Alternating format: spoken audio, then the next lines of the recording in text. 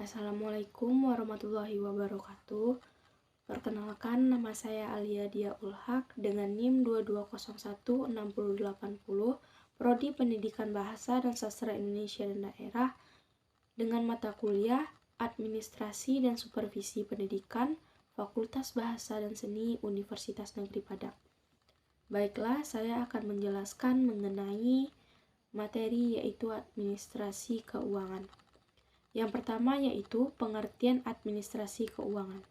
Menurut Siagin dalam Sujana 2010 halaman 16, administrasi adalah sebagai suatu keseluruhan proses kerjasama antara dua orang atau lebih yang didasarkan atas alasan-alasan tertentu dalam upaya untuk mencapai tujuan yang telah ditentukan sebelumnya. Administrasi keuangan sekolah merupakan salah satu faktor penting untuk menunjang keberhasilan pencapaian tujuan pendidikan di sekolah. Ketersediaan keuangan sekolah dalam jumlah yang memadai akan dapat dimanfaatkan untuk melaksanakan kegiatan-kegiatan sekolah. Sedangkan menurut Syahrir pada tahun 2009 halaman 175, administrasi keuangan sekolah mencakup kegiatan perencanaan, penggunaan, pencatatan, pelaporan, dan pertanggungjawaban keuangan sekolah selama periode tertentu. Misalnya 1 tahun ajaran, menurut Daryanto, tahun 2013 halaman 189 menyatakan bahwa administrasi keuangan sekolah meliputi kegiatan perencanaan, penggunaan, pencatatan, pelaporan, dan pertanggungjawaban dana yang dialokasikan untuk penyelenggaraan sekolah. Selanjutnya yaitu proses administrasi keuangan, yaitu ada proses penyusunan RPS, RKAS, penggunaan dan pertanggungjawaban. Yang pertama yaitu penyusunan RPS atau yang biasa dikenal dengan rencana pengembangan sekolah.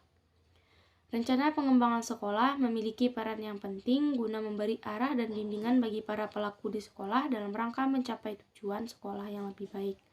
Menurut Rohiyat, tahun 2012 menyatakan bahwa RPS berisi 2 rencana pengembangan pendidikan yang ditinjau dari jangka waktunya, yaitu rencana strategis dan rencana operasional. RPS disusun dengan tujuan untuk yang pertama menjamin agar perubahan atau tujuan sekolah yang telah ditetapkan dapat dicapai dengan tingkat kepastian yang tinggi dan risiko yang kecil. Yang kedua, mendukung koordinasi antar pelaku sekolah. Yang ketiga, menjamin terciptanya integrasi, sinkronisasi, dan sinergi baik antar pelaku sekolah, antar sekolah, dan dinas pendidikan kabupaten atau kota atau antar waktu. Selanjutnya yaitu penyusunan RKAS. RKAS merupakan rencana biaya dan pendanaan program kegiatan untuk 1 tahun anggaran, baik bersifat strategis ataupun rutin yang diterima dan dikelola langsung oleh sekolah. Apabila dibuat dengan baik dan benar, akan menghasilkan ketepatan dalam tahap pelaksanaannya. Ada beberapa prinsip yang harus diperhatikan oleh pengelola keuangan sekolah dalam penyusunan anggaran, yaitu yang pertama, menggunakan anggaran sesuai dengan yang dibutuhkan dan memperhatikan prinsip kehematan. Yang kedua, mengendalikan keuangan sesuai dengan rencana dan dapat terarah dengan baik. Yang ketiga, tidak diperbolehkan menggunakan dana untuk kepentingan pribadi. Kegiatan dana hanya digunakan untuk kegiatan belajar dan mengajar. Dengan kata lain, tidak menyalahgunakan keuangan sekolah. Selanjutnya yaitu tujuan penyusunan RKAS. Yang pertama, memberikan arah yang jelas terhadap program sekolah. Yang kedua, merencanakan kegiatan-kegiatan sekolah di masa yang akan datang. Yang ketiga, menjamin tercapainya integrasi, sinkronisasi, sinergi, pendanaan pada kegiatan-kegiatan sekolah. Yang keempat, menjamin keterkaitan dan konsistensi antara perencanaan penganggaran, pelaksanaan, dan pengawasan. Yang kelima, mengoptimalkan partisipasi warga sekolah dan masyarakat, dan hal dukungan serta pengawasan. Yang keenam, mengoptimalkan partisipasi warga sekolah dan masyarakat beserta hal dukungan finansial. Dan yang terakhir, menjamin tercapainya penggunaan sumber dana secara efisien, efektif, berkeadilan, dan berkesinambungan. Selanjutnya yaitu penggunaan dan pertanggungjawaban keuangan sekolah. Pemeriksaan keuangan adalah suatu kegiatan yang dilakukan untuk melihat kesesuaian pelaksanaan dengan rencana yang telah ditetapkan sebelumnya. Pemeriksaan keuangan ini dilakukan melalui tindakan pengawasan. Pengawasan ini bertujuan agar penggunaan keuangan yang dimiliki sekolah dapat sesuai dengan perencanaan yang ditetapkan dan tidak ada penyalahgunaan keuangan sekolah di luar kegiatan belajar mengajar. Langkah-langkah pengawasan keuangan sekolah yaitu yang pertama, memeriksa kesesuaian rencana dengan pelaksanaan yang dilakukan. Yang kedua, mengukur sejauh mana pelaksanaan telah dilakukan dan mencari informasi-informasi tentang pelaksanaan kegiatan. Yang ketiga, melakukan penilaian pelaksanaan. Kegiatan ini terkait dengan penyelidikan apakah dana telah sesuai dengan perencanaan atau adanya suatu penyimpangan. Yang keempat, perbaikan jika dalam pelaksanaan tersebut ditemukan penyimpangan, maka dilakukan penyesuaian atau mencari solusi atas hal tersebut. Selanjutnya yaitu poin C, pemeriksaan dan pelaporan keuangan. Pemeriksaan keuangan adalah suatu kegiatan yang dilakukan untuk melihat kesesuaian pelaksanaan dengan rencana yang telah ditetapkan sebelumnya. Pemeriksaan keuangan ini dilakukan melalui tindakan pengawasan. Pengawasan ini bertujuan agar penggunaan keuangan yang dimiliki sekolah dapat sesuai dengan perencanaan yang ditetapkan dan tidak ada penyalahgunaan keuangan sekolah di luar kegiatan belajar mengajar. Pelaporan uang yang diterima dan dikeluarkan oleh sekolah harus dilaporkan dan dipertanggungjawabkan oleh manajer sekolah secara rutin kepada sekolah untuk mengetahui penggunaan keuangan yang dimiliki oleh sekolah, sehingga penggunaan tersebut sesuai dengan peraturan yang berlaku. Pelaporan keuangan sekolah dilakukan selambat-lambatnya pada tanggal 10 setiap bulannya. Pemeriksaan dan pelaporan keuangan adalah rangkaian perbuatan penelitian atas penggunaan faktor dalam proses administrasi sebagaimana ditetapkan dalam jumlah anggaran. Untuk menjamin penggunaan faktor uang tersebut sah dan efisien, disediakan mata anggarannya dan termasuk dalam tahun dinas itu. Ukuran pemeriksaan adalah apakah cara pemerintah menggunakan uang belanja telah sepadan dengan persetujuan DPR, agar pelaksanaan anggaran sesuai dengan ketentuannya dan tidak timbul ketekoran baik pada anggaran organisasi sebagai keseluruhan maupun anggaran bagian-bagiannya. Sebelum uang itu dikeluarkan atau diterima, maka dilakukan pengawasan. Dengan rumusan yang lain dinyatakan bahwa pre-audit dimaksudkan yang pertama yaitu dari segi maksudnya diharapkan pelaksanaan anggaran sesuai dengan ketentuan-ketentuan atau maksud-maksudnya.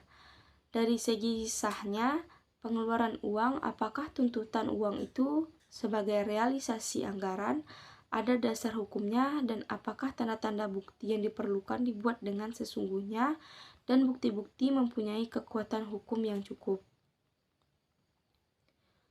Selanjutnya yaitu dari segi teknis anggarannya, apakah pengeluaran dan penerimaan uang itu. Yang terakhir yaitu peran guru dalam administrasi keuangan sekolah. Administrasi keuangan meliputi kegiatan perencanaan, penggunaan, pencatatan data, pelaporan, dan pertanggungjawaban. Data yang dialokasikan untuk penyelenggaraan sekolah. Tujuan administrasi ini adalah untuk mewujudkan suatu tata tertib administrasi keuangan, sehingga pengurusannya dapat dipertanggungjawabkan sesuai dengan ketentuan yang berlaku. Beberapa peran guru dalam administrasi keuangan ini meliputi hal-hal sebagai berikut. Yang pertama, membuat file keuangan sesuai dengan dana pembangunan. Yang kedua, membuat laporan, data usulan, pembayaran gaji rapel ke pemerintah kota. Yang C, membuat pembukuan, penerimaan, dan penggunaan dana pembangunan. Selanjutnya, membuat laporan dana pembangunan pada akhir tahun anggaran. Lalu membuat laporan rancangan anggaran pendapatan bantuan sekolah atau RAPBS. Membuat laporan tribulan dana bantuan operasional sekolah. atau dana BOS, dan menyetorkan pajak PPN dan PPh. Penanggung jawab biaya pendidikan adalah kepala sekolah. Namun guru diharapkan ikut berperan dalam administrasi keuangan ini meskipun akan menambah tugas mereka. Dengan demikian, guru diberikan kesempatan untuk ikut serta mengarahkan pembiayaan itu untuk perbaikan proses belajar mengajar. Kesimpulannya adalah administrasi keuangan adalah semua aktivitas yang berhubungan dengan keuangan yang mencatat pemasukan dan pengeluaran yang dicatat oleh seorang bendahara sekolah. Keuangan sekolah ini bisa bersumber dari pemerintah, orang tua siswa, masyarakat, maupun dari alumni. Setiap administrasi keuangan sekolah dilakukan sesuai dengan proses yang telah ditentukan. Dalam administrasi keuangan sekolah ini, guru memiliki peran yang sangat penting. Keuangan adalah semua hak milik organisasi, lembaga, atau instansi yang dapat dinilai uang, termasuk di dalamnya barang yang dapat dinilai dengan uang. Manajemen keuangan merupakan salah satu substansi manajemen sekolah yang akan turut menentukan berjalannya kegiatan pendidikan di sekolah, sebagaimana yang terjadi di substansi manajemen pendidikan pada umumnya. Kegiatan manajemen keuangan dilakukan melalui proses perencanaan, pengorganisasian, pengarahan, pengordinasian, pengawasan, atau pengendalian. Penanggung jawab biaya pendidikan adalah kepala sekolah, namun demikian, guru diharapkan ikut berperan dalam administrasi biaya ini meskipun menambah tugas mereka. Administrasi keuangan adalah kegiatan dalam pengelolaan hal yang berkaitan dengan segala bentuk pendanaan atau keuangan yang digunakan untuk merencanakan dan mencapai tujuan yang telah dirumuskan oleh suatu organisasi, lembaga, atau perusahaan. Baiklah, hanya itu yang dapat saya sampaikan. Apabila ada salah kata, mohon maaf. Saya akhiri. Wassalamualaikum warahmatullahi wabarakatuh.